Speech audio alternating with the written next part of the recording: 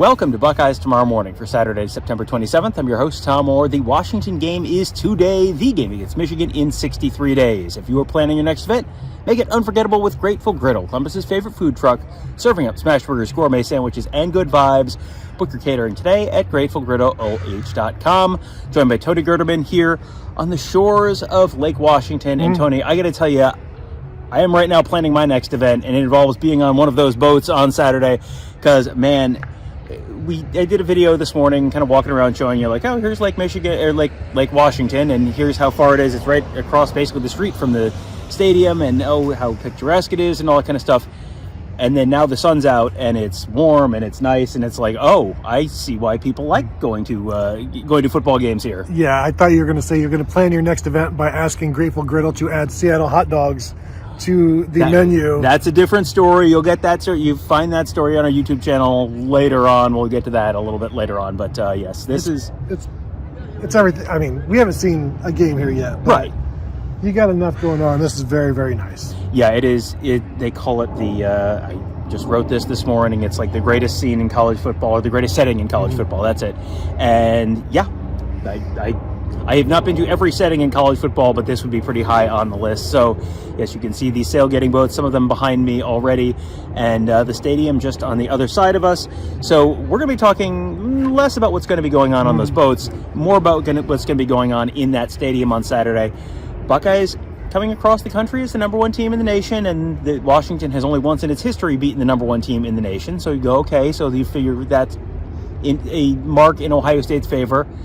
Washington has also won 22 straight football games played in Husky Stadium. I know they've looked very good for the most part. They've put up some very impressive stats this year, and I know they haven't played anybody yet. But still, 22 straight home wins is 22 straight home wins. That's okay. This is not going to be a gimme for Ohio State. No, and one of the benefits of having that streak for Ohio State is they're not taking this lightly at all. They understand all of the teams that have come in here thinking they were going to win, that didn't, and so they're taking all of this very, very seriously. And I fully expect, like, they have been pumping in noise for 2 weeks now at the Woody, preparing for this crowd, preparing for the silent count and all of that. So while it's still going to take some adjustment, it's not something they aren't expecting. No, this is not a big surprise that this stadium is loud. It's not a big surprise that this is a tough place to play. It's not a big surprise that it's a long flight from Columbus to Seattle. None of this stuff is a surprise. They have done this. They did a lot of this last year going out to Autzen Stadium in Eugene. A little bit, you're one state south, but it's basically the same length of flight. It's basically the same level of noise inside the stadium, and it's basically the same level of hostility in terms of the stadium. And the Buckeyes put on a pretty good performance last year against Oregon, but fell 1 point short. And then the Rose Bowl happened, and that's a whole separate conversation. But this, last year's Oregon team was the number one team in the country coming out of the regular season, coming out of the Big Ten championship game. Washington is not. Washington is unranked. Washington is not getting votes in the poll. They've put up 3 wins in a row. They've scored on 21 consecutive non-kneel-down possessions. These are all stats that are crazy stats regardless of who you've played. But it also feels like people are kind of looking at Washington and going, yeah, but I mean, what are you going to do against a real team? Right. It's a lot of waiting to be shown what it's like against, as you said, a real team. And this we'll see what it is against a real team, because even when you and I have watched the 2 games, we didn't bother watching Cal Davis. It's like we're like, this is just 3 guys on offense, basically, that you need to be concerned with, and a defense that gave up 27 points through 3 quarters to Washington State. So you can pick out some flaws in there, but to say it's only 3 guys on offense, those 3 guys are very, very good and very, very dangerous and capable of scoring points against Ohio State. How many? I don't know. Will it be enough? I don't know. But none of those 3 guys are going to be taken lightly. And even hearing the Ohio State coaches and players talking about them, those are the 3 guys that get mentioned. Yeah, for sure. And those 3 guys are quarterback Damon Williams, running back Jonah Coleman, wide receiver Denzel Boston. And you'll notice that covers the throwing, the running, and the catching. And Obviously, Jonah Coleman can also catch the ball. We've seen him be a weapon out of the backfield, and Damon Williams can certainly run the ball in addition to throwing it. So you've kind of got your bases covered in terms of Washington. The rest of the offense is just kind of fine. It's just kind of there. The offensive line, I think, if you're looking at where might things not go great for Washington, I don't know how I feel about the matchup of the Ohio State defensive line and really the defensive front, because it's not just the standard 4-3 or 4-2 that they have played in the past. Dr. Ross Fulton on yesterday's morning show, you heard all about his expectation in terms of Ohio State using that penny front more, and so Arvell Reese sort of gets lumped in there to a certain degree. That's an area where I think Washington could have potentially some matchup issues. And if Ohio State can kind of contain the line of scrimmage, control the line of scrimmage, not let Jonah Coleman really get going, not let Damon Williams get out of the pocket, that feels like then Washington's really kind of playing with 1 or 1.5 hands to hide behind the back. For sure. But we have seen Ohio State not dominate against the run. They've been okay. You're going to need to be better than okay against this offense, because they have one of the top running backs in the nation who is very, very difficult to bring down, and then a quarterback that can go the distance at any point on a play where you had him stopped. And so they can get some free, big, cheap yards that are demoralizing, and then it just gives you more hope, gives you another drive, continues that drive. But if you slow Jonah Coleman down and you contain Damon Williams, there's a certain level to where these are all the points they can score. And if you slow Jonah Coleman down and you contain Damon Williams, it feels like that caps out around 17 or so. Yeah, and that's where I ended up having Washington in our staff picks. I picked them to score 17, and if you throw a pick six, okay, sure. I'm not baking that in. So you throw a pick six, you get to 24. You could, can they steal a possession? We've seen that happen a bunch over the years. That was certainly something that happened to Ohio State the last time they were out on the West Coast for a regular season game. So there's a lot of factors that could play in here. But one thing that I think could really go against Washington and go in Ohio State's favor is I'm not sure I'm buying the Washington defense. The Washington offense, yeah, I'm buying the Washington offense to a certain degree, where I think, yeah, they've got talent. They're going to put up some points. They're going to extend some drives. They're going to make Ohio State fans get a little bit annoyed at times on Saturday for sure.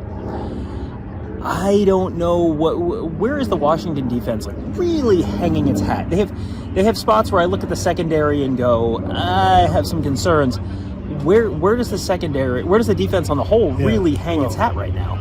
Exactly, because you're also down Buda Alukta, one of their two starting linebackers, who sometimes he has the green dots, sometimes it's other people, but he's a very integral part of the defense, and he should be out.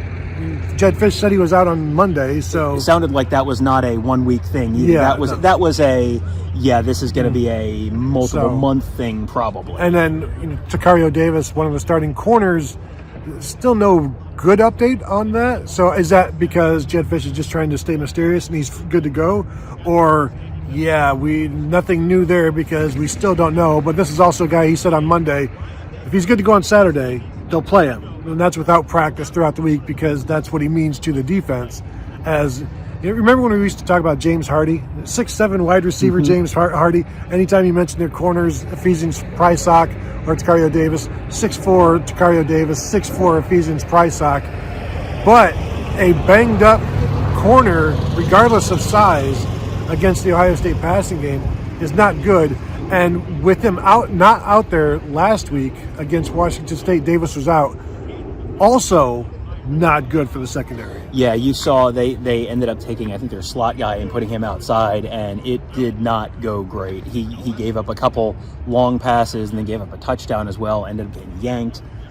Jed Fish got asked about it on Monday at the press conference, and it was just kind of like, so when a guy has a game like that, what do you say to him? And that's not, you don't want what do you say to a guy who's in this spot? That's not the conversation you want to be having with Jeremiah Smith and Carnell Tate and that whole crew coming to town. Well, and also Jed Fish said, well, it wasn't entirely his fault. There are times where there should have been a safety over top, and there should have been this and should have been that. Also, not good answers. No. Because, so it's not just one problem? Yeah. It's two problems, it's three problems. It only takes one problem to be a huge issue, and no, it was more than just one. Don't worry, it's not just Leroy. So that's a very, very big concern.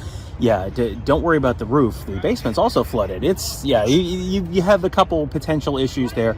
We'll see where where things go. If Tacario Davis plays, that certainly is a big thing in Washington's favor.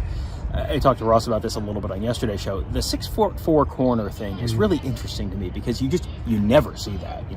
Davis Igbinosun is a big corner, and he's listed at like 6'1", he maybe 6'2", he's somewhere around there. These guys both of them are bigger than that by a couple inches, and they both are guys who were at Arizona. So these are not guys who are completely unknown, but they're also, you get the sense there's probably a reason they weren't recruited by Texas or Alabama or Ohio State. You end up at Arizona because you're not. So I think I look at that and I go 6'4", that could present some interesting matchups in terms of jump balls and that kind of thing. But also 6'4" feels like that kind of raises questions about change of direction, explosiveness, short area quickness, all that kind of stuff to me. Yeah, and I keep saying there's a reason those guys aren't in the NFL. Now, again, they will both get their shot, but it just doesn't happen. And so if that body type is not good enough to be in the NFL or struggles to be in the NFL because of, as you said, change of direction, all of these things, then how are they going to do against Jeremiah Smith and Carnell Tate? And that's why I keep going back to, this might be an opportunity for them to look eye to eye with Jeremiah Smith, but that's before the snap. Like after the snap, things are going to change there, I believe. And then we had talked about this on a previous show, but the Washington defensive coordinator was asked if Tacario Davis can't go, can you still do all of the normal stuff you would like to do? The answer is no. So again, whether he's out there and banged up, not great. Whether he's not out there, not great. Even out there and healthy, I still like Ohio State's passing game over the Washington secondary. Yeah, and that defensive coordinator is Ryan Walters. We've talked about him a bunch this week. He is known for, he wants to play man. That's what they want to do. When he says, can they do what they want to do? They want to play man. And so if you get out of your comfort zone there, that's not a defense that's probably going to have an enormous suite of zone coverages to disguise. And, so then, okay, you're getting a little more predictable if you're a little more limited. I don't know that there's a great answer there for them. So I picked Ohio State to win 38-17. I think it's a game that could very well be close for a couple quarters. If this game is 17-10 at the half or something like that, I wouldn't be remotely surprised. And if it is, I'm sure Ohio State fans will be pulling their hair out. But I think this is also a game where just the overall talent, Ohio State, the talent on the roster, Ohio State is going to, you go position by position, you're probably taking Ohio State at every position group that there is. So this is one where the talent probably wins out ultimately. But you could certainly see crowd noise, you get a false start or two, you get behind the chains, it's real loud, you get a young quarterback making a mistake, a young running back maybe putting the ball on the ground, whatever it is. You could see Ohio State making a mistake or two, keeping this real, and Washington is a talented enough team to keep this close for 2-3 quarters, but I think ultimately the talent wins out for Ohio State. Yeah, I went 34-24 with the reminder to myself that you should probably always take one touchdown off the board of what you think it'll be because of the fewer possessions that we've now become accustomed to. So I did go 34-24, then wanted to take a touchdown off of Washington's board and make it 34-17, but I was like, you know what, I'll just go with this, and if I'm right, congratulations to me. If I way overshot, congratulations to the Buckeyes because they're going to walk out of Seattle with the win. But I'm interested to see how Julian Sain does in this, in terms of the noise. There's just so many side quests that I'm looking forward to this one. I can't wait. We'll be talking about it for a while now. Yeah, for sure. Yeah, this is definitely a game I've been looking forward to since the schedule came out, and now it is almost here. Again, an incredible setting here in Seattle. We will have coverage of the game, obviously, but a coverage of a bunch of other stuff out here because this is a spot where I think most Ohio State fans have not been before, so we are here to let you know about all the stuff you maybe haven't seen, including, yes, those famous Seattle-style hot dogs. There's cream cheese on them. Yeah, we took we went and did it to. I'm sure everyone was a little like, I don't know. We did it. We're the brave ones. We'll let you. We'll have that segment for you at youtube.com/BuckeyeHuddle. Also have a segment walking around the lake and then walking over to the stadium, just kind of giving you a sense for the campus area. And then we will have plenty more coming up for you on Saturday morning Pacific time. It will we'll probably have a little bit Saturday morning East Coast time as well. We'll get here pretty early, but have some behind the scenes stuff inside the stadium, have some stuff, kind of have usual pregame show, all that kind of fun stuff. And then of course our usual live post-game show as well. That is all going to be at youtube.com/Buckeye Huddle. Make sure you're subscribed there. Make sure you're subscribed to BuckeyeHuddle.com as well. That'll do it for today. Thank you guys all for joining us. Have a great day. We'll talk to you tomorrow.